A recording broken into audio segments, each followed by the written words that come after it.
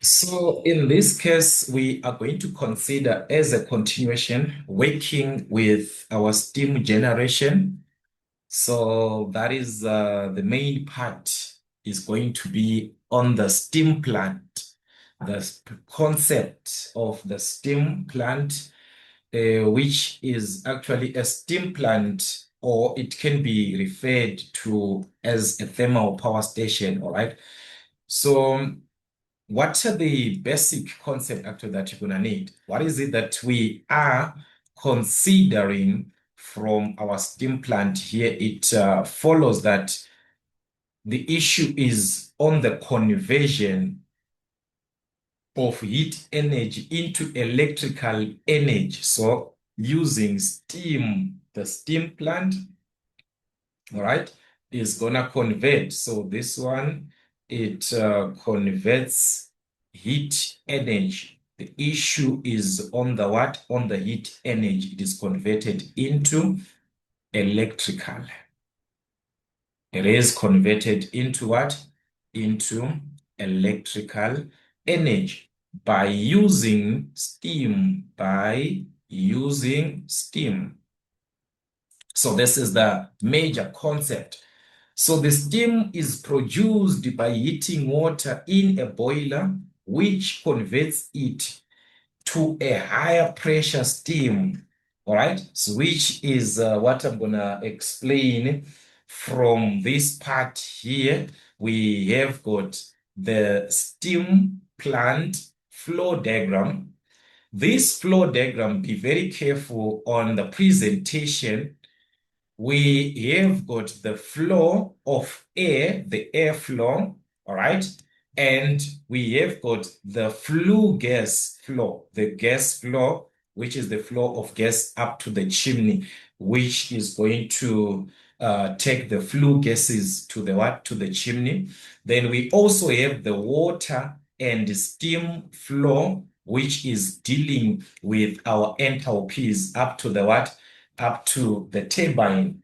All right. So this is what you're going to have: the fuel, the evaporator, the superheater, the economizer, and our air preheater, which is also to be taken into consideration. So in a better explanation, I'm going to put it this way in this line diagram. Then I'm going to explain from the line diagram what is actually happening without those flows, a lot of flows that we are given there. From this line diagram that we are given, we are going to start with the fuel. This is the entrance part. The fuel. So what is going to happen with the fuel? It burns in the furnace, right? So it enters the furnace, it burns in the furnace. So I'm going to explain in detail after, all right? After being burned in the furnace, what follows is that the burning produces very hot gases. This burning, it produces what? Very hot gases. Then the boiler heats the water. So here, this is direct to the what? To the boiler. The boiler is going to heat the water. That is, the hot gases passes through the boiler tubes from our furnace. Those hot gases, they pass through what? The boiler tubes, where water inside the boiler is being heated here and turns into steam. So from the boiler, whatever that you're going to have as an outcome, the water that entered will be steam at the end. All right? So that is taken to the superheater now, the steam taken to the superheater, which the steam goes to the superheater. And the superheater increases the steam temperature. It becomes superheated steam. From there, we're going to have what? End up of the superheated steam.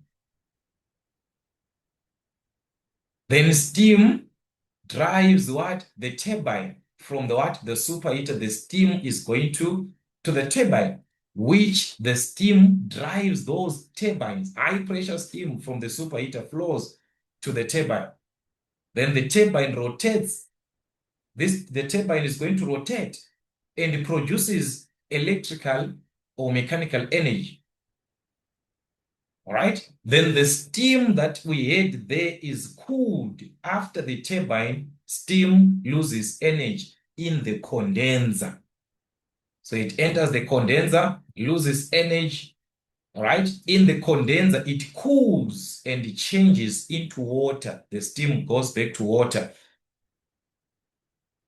So after that, when it is water, that's where the feed water pump play a role, where the feed water pump now retains the water. How does it retain the water? Because this water is supposed, remember, it is the water that is entering what? The boiler.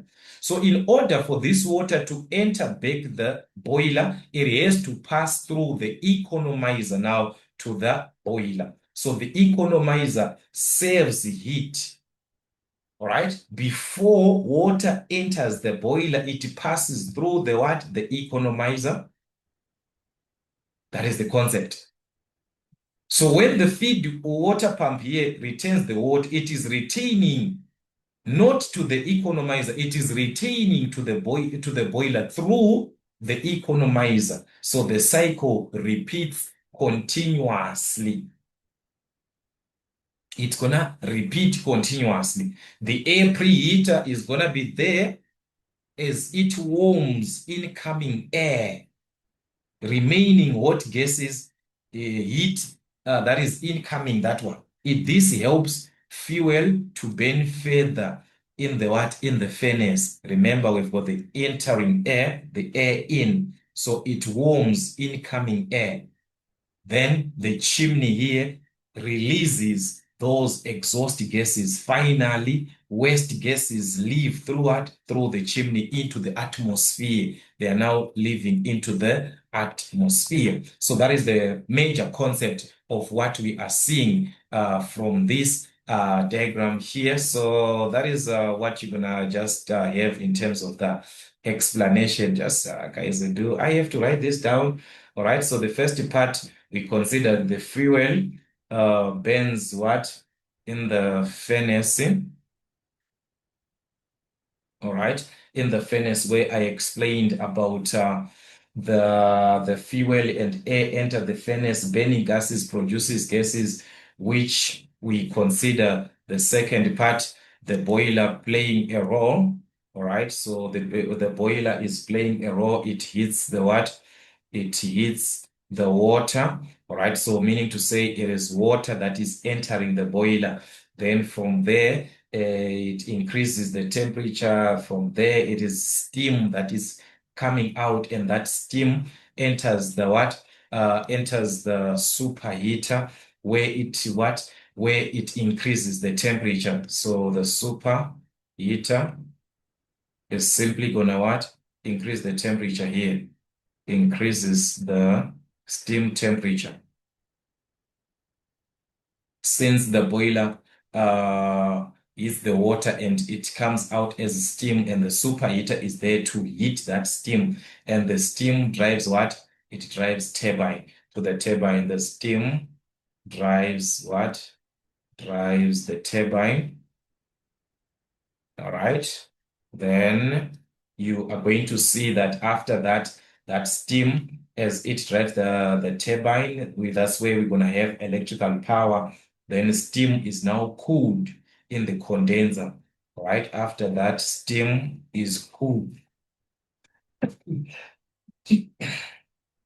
Steam is what? Being cooled in the what? In the condenser. So that's where we're going to have our steam being cooled in the condenser. Then after that, because in the condenser, it cools and changes into what? Into water. So that's where the feed water pump is going to play a role. So that's where the feed water pump is going to play a role. The feed water pump is there, required now to retain the water. So this one, it retains water. Remember, steam has been cooled down. It is now water. But during this retaining, let me explain this one in detail about the feed water pump. As it retains, it is returning back to the boiler through the what? The economizer. Be very careful here. So that's the pump. the pump sends the water back, all right, to the boiler, In this case, through what? Through the economizer,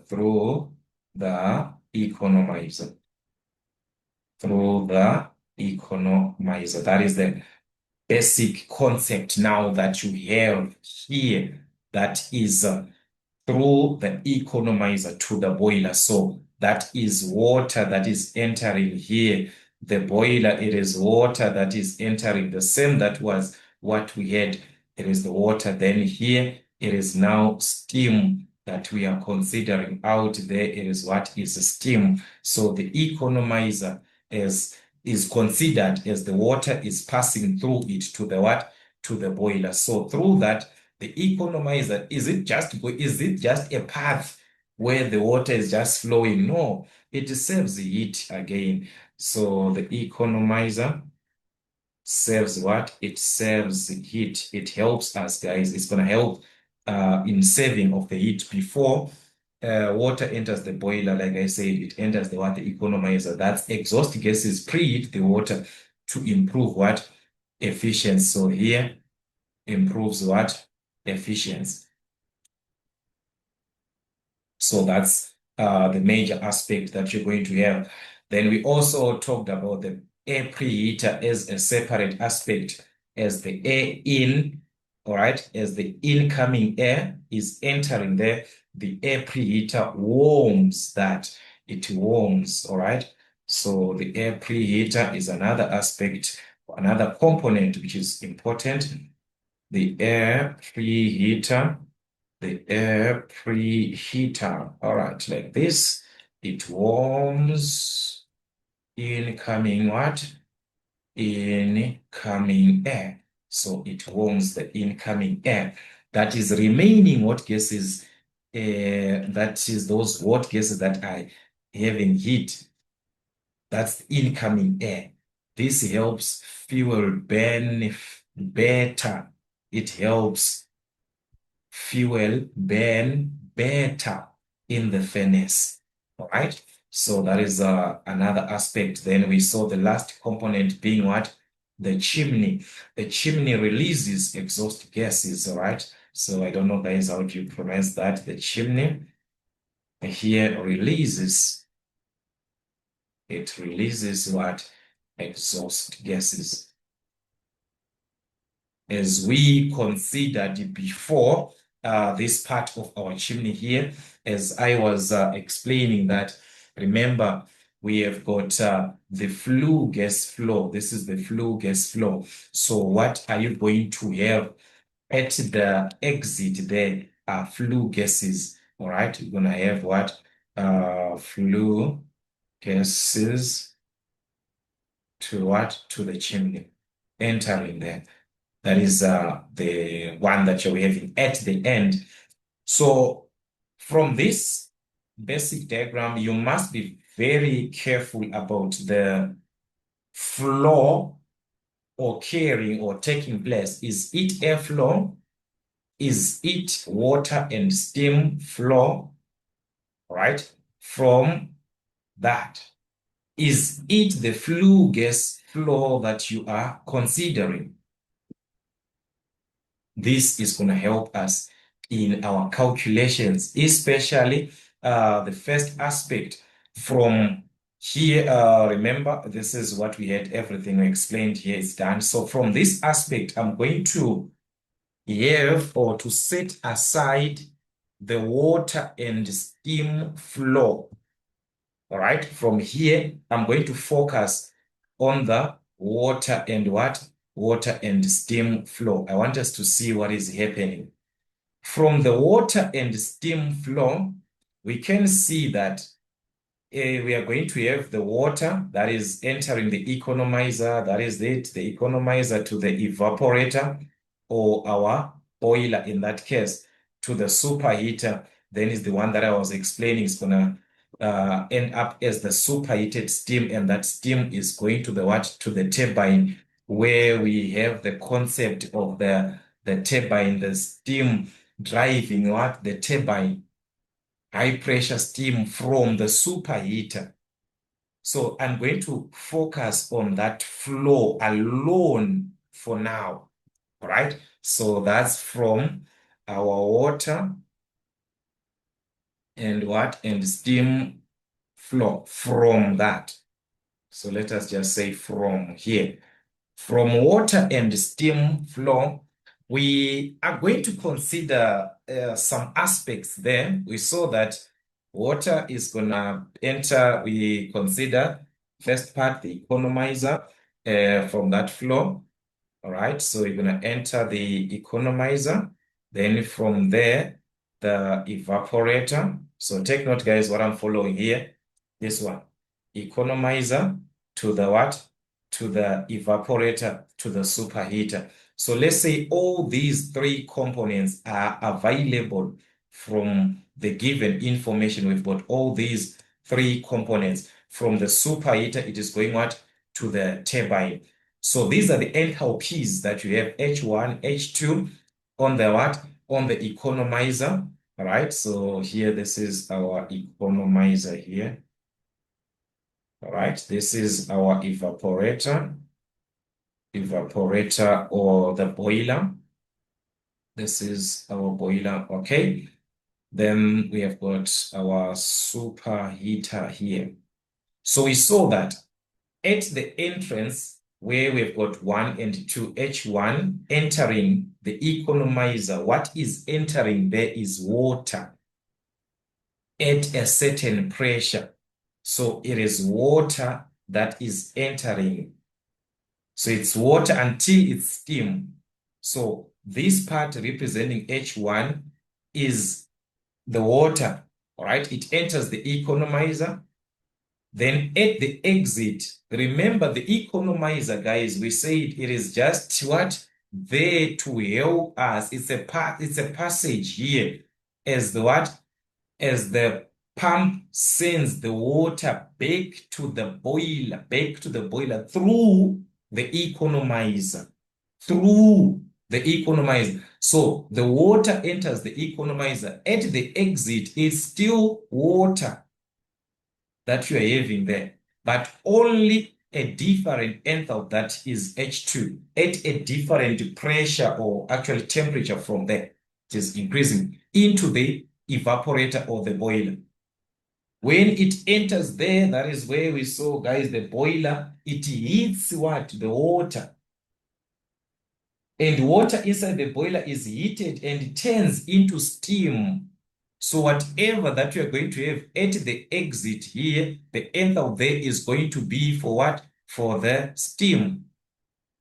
So we must consider the type of steam that we are going to have. So in most cases, we are going to have wet steam, or it can be dry steam. So it can be wet or what? Or dry, right? But in most cases, the steam from the boiler is what? Is wet steam. So we are going to need the superheater to increase the steam temperature, as we had before about our superheater, increasing what? The steam temperature, so that it will be what? Superheated. So still at the exit of the superheater here, which is our H4, the exit of the superheater. Remember, H3 is entering, H4 is now at the exit as our enthalpy to the what? The steam is going to the what? To the turbine. So still that steam that we are talking, I mean that here, we are still on the what? On the steam. Only that the steam now is what? Is superheated. It is now superheated. Before it enters, it can be wet or dry saturated, then superheated after, where it is going what? To the turbines. That is the case. So here, the water from what? From the pump. From the pump. This is what we are having. So in this part, what you're going to need is knowing each section. The economizer, it is the water that is entering. So H1 is simply the specific enthalpy of what? Of water. All right? So that's our H1 specific, which is the low specific enthalpy of what? Of water. So H1 is equal to HF, the enthalpy of what? Of water. At given what? Conditions. Now it can be pressure or temperature there. So at P or what? Or TS, the saturation temperature. If you are given that as pressure, so it's going to be pressure at the inlet, which is P1 at the inlet. We're talking about water there. H2 is still water. So meaning to say our H2 is equal to HF, enthalpy of what? Of water.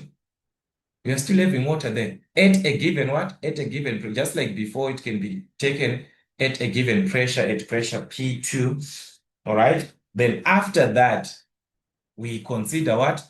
The evaporator, the steam that is at the exit being our H3 is going to differ. It can be wet steam, so it can be H wet. All right.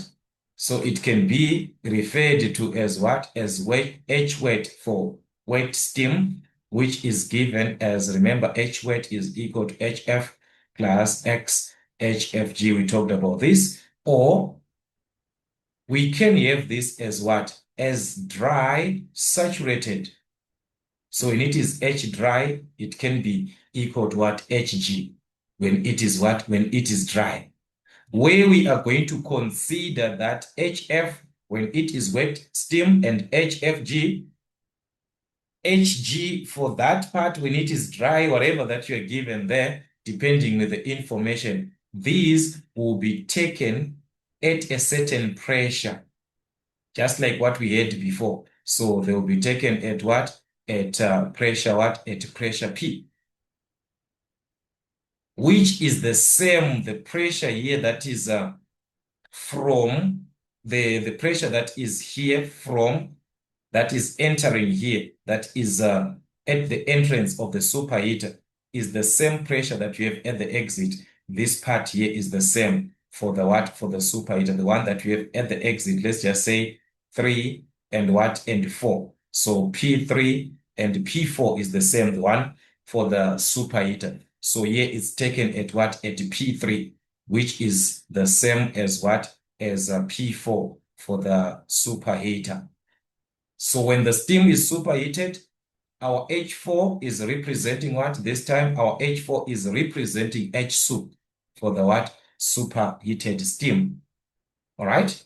Remember this H sup can be obtained when given pressure, and the superheated, we can obtain this from what? From superheated what? From superheated steam. From superheated steam, given what? Given P and what? And T sup. We can have it from our superheated steam. But if we are not given that, H4, which is equal to H sup, can be calculated. All right, remember your H sup from the calculation, guys, is equal to what? HG plus CP, which is for the superheated steam, into what? T sup minus what? TS, the saturation temperature, which is where these HG and TS will be taken from the pressure that you're given at that pressure what? At pressure P4 that you are given. That's where you're going to have those values. That is when we are not given this part from our superheated and we want to use the formula. So most cases, when you are given what? The specific heat capacity of the superheated steam, or when you want to use that formula by your own, remember I told you guys about the value of the specific heat capacity. When we are not given, all right, we can consider that part as of our calculation. Still, it is okay. It is just like the specific heat capacity of water when you are not given, you can use other values, right?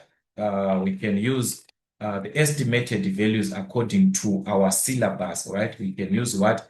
Estimated values according to our syllabus. So in our case, all right, in our case, we can interpolate in case that we do not want to use the formula. We can what? Interpolate.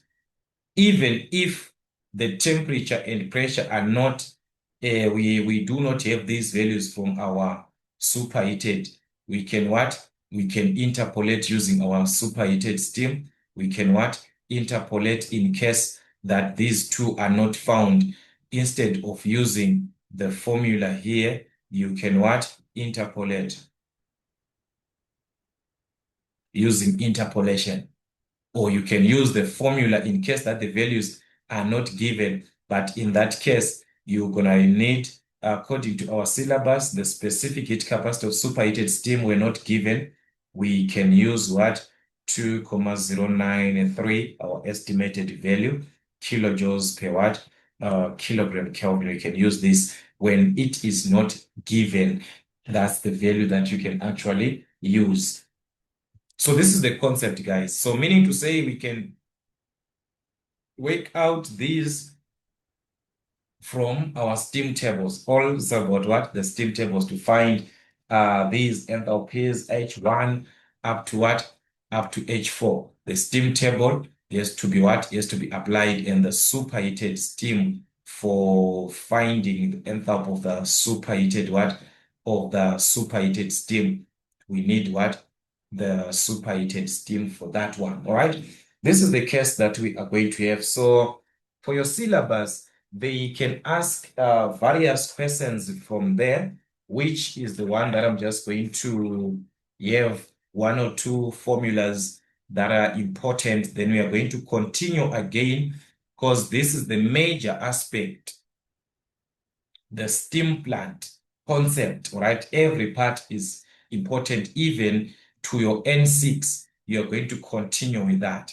So the calculations that I'm going to have for now are based on what?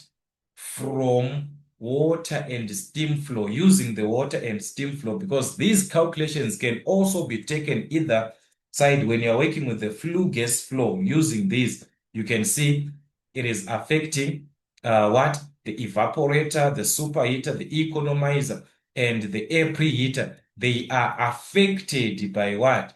By the flow of what? Flue gas from our flue gas flow, this one. It's another flow that we can consider, but this time we consider this of what? Of water and what? Steam. This is the flow that I am focusing on for now. So from that, we can have these calculations, all right? So we are still from what? Let me rewrite for the sake of revision. Water and steam flow, because you guys, you say it was, there's another formula like that. No, there can be so many formulas. So I'm going to focus on the specific enthalpies for now. All right. From what? Water and what? Steam flow. This one, I'm going to focus on what? Specific enthalpies on the calculations. So I want to consider calculations. We've got the first one affecting the economizer, the specific enthalpy in the economizer. All right, the specific enthalpy in the what? In the economizer. So that is also going to be affected. Also, it depends with the textbook. When you consider the specific enthalpy, it can also be considered as the heat energy, part of the heat energy. All right. So when you are having calculations, taking calculations per kilogram of the fuel, so these calculations that I'm gonna have can be obtained per kilogram of fuel, where here, all right, our H economizer is going to be per kilogram of fuel, you consider the mass of steam over the mass of fuel into the change of our enthalpies, which is affecting the economizer. What is affecting the economizer? The change is H2 minus what? H1. The change, H2 minus H1. So per kilogram of what? Fuel, our answer is going to be kilojoules per what? Per kilogram fuel. If you are taking mass of fuel into consideration, the mass of fuel is into consideration. So you can even write as Q economizer like that. It's just one and the same. But the basic formula that we are supposed to have is supposed to be Q economizer is equal to the mass rate. The mass rate without the mass of fuel, it will be the mass rate where you consider H2 minus H1 just like what? Just like before. But this will give us our answer in kilojoules per what? Per kilogram. The fuel is not considered. It's not considered. We're just dealing with the steam, the mass rate of steam only. So it can be used into consideration as adjustments. So that mass rate can be determined, can be calculated depending with the person, where you can also bring this as your mass rate.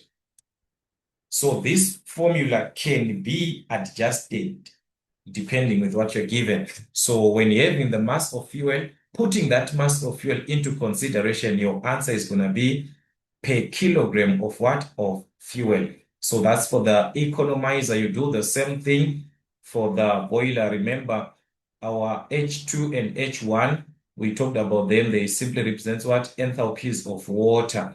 So you have those ones from the given pressure or temperature.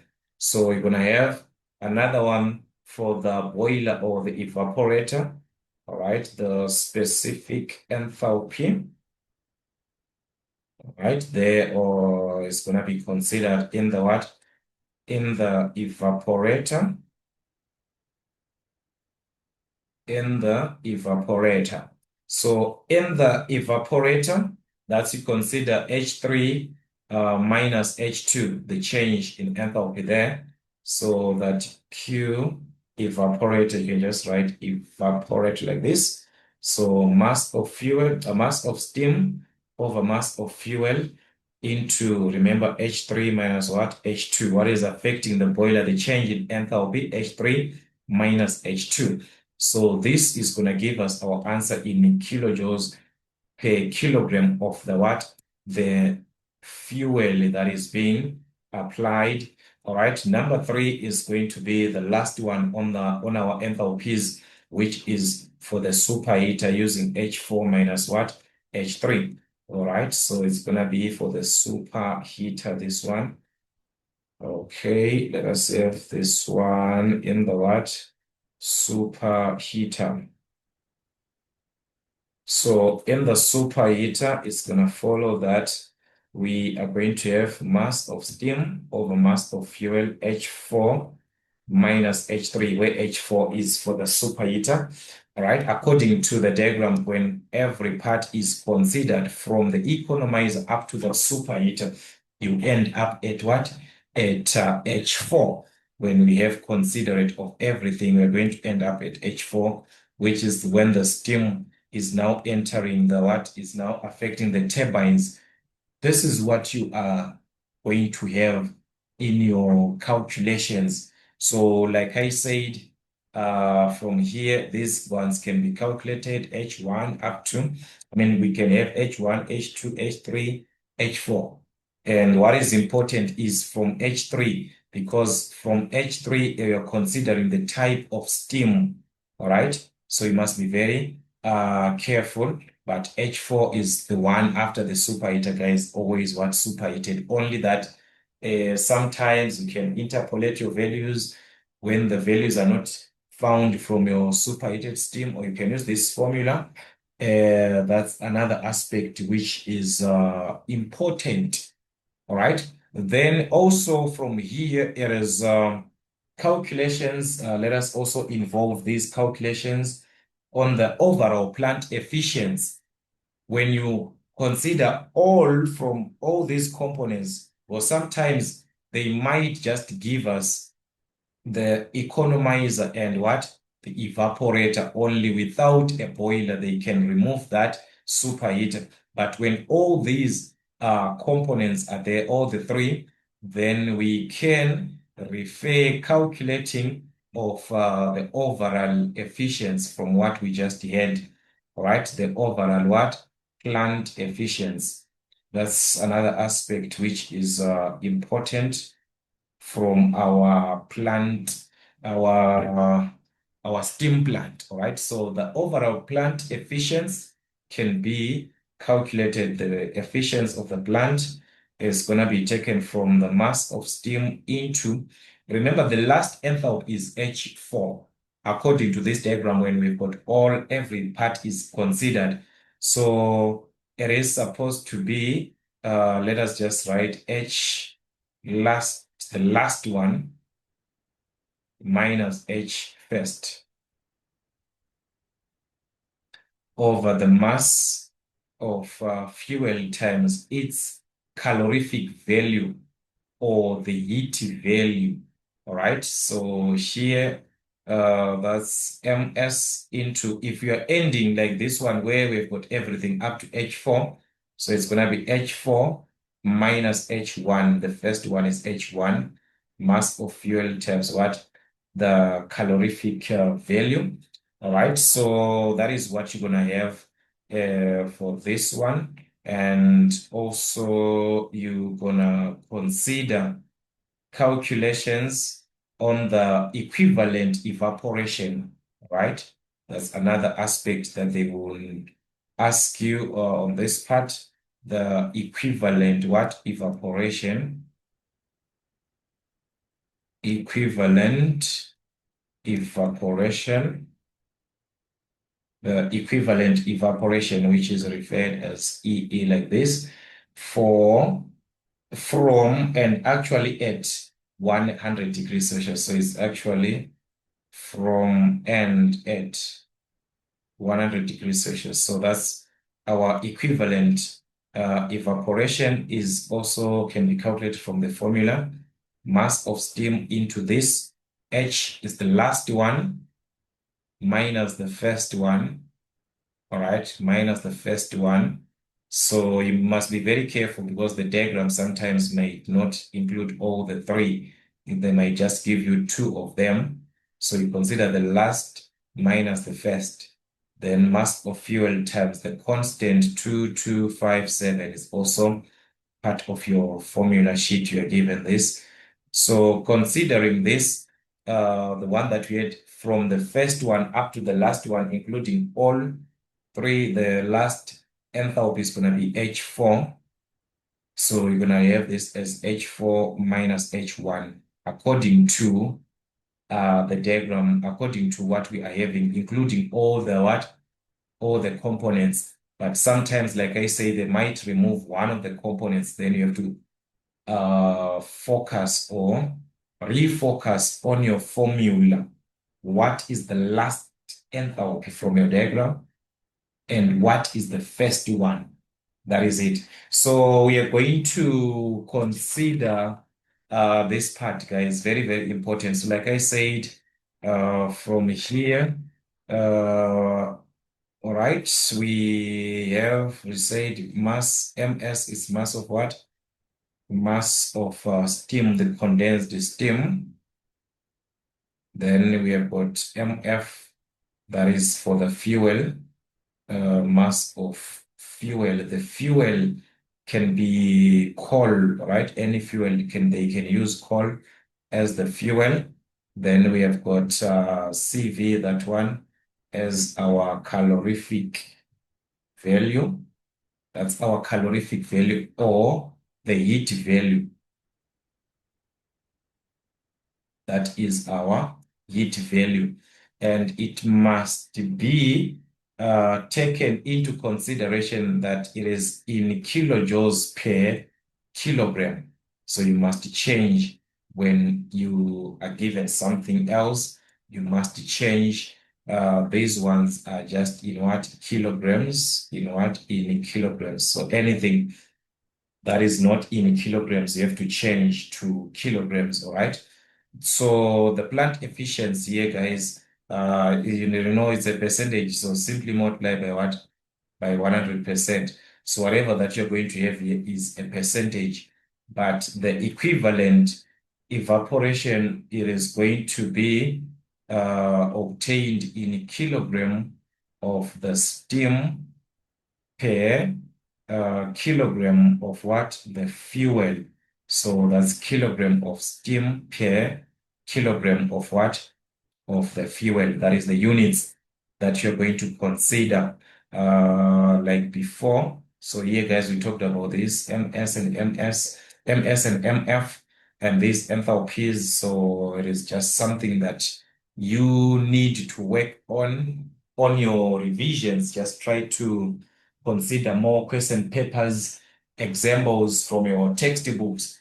The example that you do not understand, because some textbooks, they are using values from the steam tables which do not correspond to the one from the department. So you must be very careful when answering your questions and talk with your lecturers about that issue when they are marking your work. If you are using the one from the department and you see the textbook is given slight values different from the ones that you're obtaining, it is because of that. But on a case or on a question that you do not understand totally, that is why we've got our membership. Join the membership, ask those questions. I'm going to work on them once I have time, I mean. And that is it, guys. We are going to continue from there. So, guys, please join the membership so that you do not miss any other classes that we are going to have. All right. But just for the sake of revision, let me just add this one, because the next class that I'm going to consider, I'm going to separate and work with the boiler efficiency as a separate part. This is our overall plant efficiency, all right, of that boiler. So we are having it as the overall. So I'm going to consider calculations separately and so on. But here we can consider this part determining of the heat, all right, transferred to the air preheater, because the air preheater was not affected by the water and steam flow, but the air preheater is affected by airflow and the flue gas flow. Those are the two that are affecting what? The air preheater. So for the air preheater, you must be very careful on that one. All right. So that is, we talked about this air preheater. Remember from our notes, yes, we talked about this. So remember that warming of the air, this and that from here. So it's just calculations that can happen. On our air preheater, we can consider the heat transferred, the heat that is what? Transferred in the what? In the air preheater, in the air preheater. So the heat that is transferred is gonna be affected by the flow, right, from airflow, because it affects our air preheater is here. It is affected by what? Airflow. So from air flow, from the flow of air, we have got TA1 and what? TA2. That is going to give us the change in temperature for the air. So it follows that our Q for air preheater can be given as mass of air times the specific heat capacity of air times the change in temperature, where the change in temperature is going to be from the airflow, TA2, that's TA2 minus TA1, since TA2 is greater than what? TA1. So you subtract TA2 minus what? TA1. That is from the airflow. So MA being what? The mass of air. So I'm considering mass of air, the specific heat capacity of what? Specific, all right, specific heat capacity of what? Of air in that case. Then that's the change in temperature that is occurring for what? For air. We are still focusing on the airflow. But the same can be determined, all right? We can determine this separately from the flue gas flow, from the flow of what? Of flue gases. Or the flue gases, you can see, it is entering what? Our air preheater here. So from what? From that flue gas. And those calculations, we are going to deal with them again, even for those enthalpies that we had. We can see that the evaporator is affected, the superheater is affected, the economizer is affected, but that one we're going to focus it on the other class. When I focused on the economizer, evaporator, I focused on the water and what? Water and steam only. But as for the air preheater, we do not have the water and steam. It is just airflow. The airflow and what? And the flue gas, this one for the flue gas. So from that flue gas flow, we are going to have that the heat transferred to the air preheater is going to be the mass of that flue gas. So that's mg, the specific heat capacity of that flue gas. So G is for the flue gas. All right, that's the flue gas. Into the change in temperature, what is affecting our preheater is T4G and what? TFG, those temperatures. But the temperatures now, it follows that it is reducing the temperatures. They reduce the temperature. It is reducing as you are going up. It is a reduction. So meaning to say T4 is greater than TF. So here it is going to be T4G minus what? Minus TFG. What is affecting what? The temperature, the change in temperature is affecting what? The preheater. The temperatures, they reduce their values as they are going up there. So meaning to say, comparing T4 and what? TFG, it follows that T4G is greater than what? TFG, the final one. But for the airflow, this is getting bigger. All right, TA2 is greater than TA1 for the airflow. So do not confuse with what we had from the air, what?